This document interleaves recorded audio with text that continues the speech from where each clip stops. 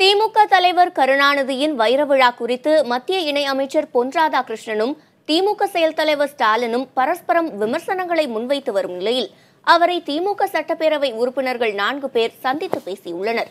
நிகழ்ச்சி ஒன்றில் கலந்து கொள்வதற்காக விருதுநகருக்கு வந்த மத்திய இணையமைச்சர் பொன் ராதாகிருஷ்ணனை திமுக சட்டப்பேரவை உறுப்பினர்கள் KKSSR ராமச்சந்திரன், தங்கம் தென்னரசு, சீனிவாசன், தங்கபாண்டியன் ஆகிய 4வரும் சந்தித்து பேசினர்.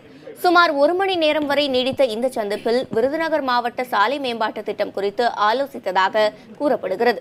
இருப்பினும் திமுக செயல் தலைவர் மு க ஸ்டாலினும் மத்திய இணையமைச்சர் பொன் ராதாகிருஷ்ணனும் பரஸ்பர விமர்சனம் செய்து வரும் நிலையில் இந்த சந்திப்பு அரசியல் வட்டாரத்தில் முக்கியத்துவம் வாய்ந்ததாக கருதப்படுகிறது. விருதுநகர் மாவட்டம் போன்ற பகுதிகளில் இருக்கக்கூடிய சாலை மேம்பாட்டு பணிகள் குறித்து இன்றைக்கி ஆய்வு செய்வதற்கு நான் அதிகாரிகளை அழைச்சிருந்தேன்.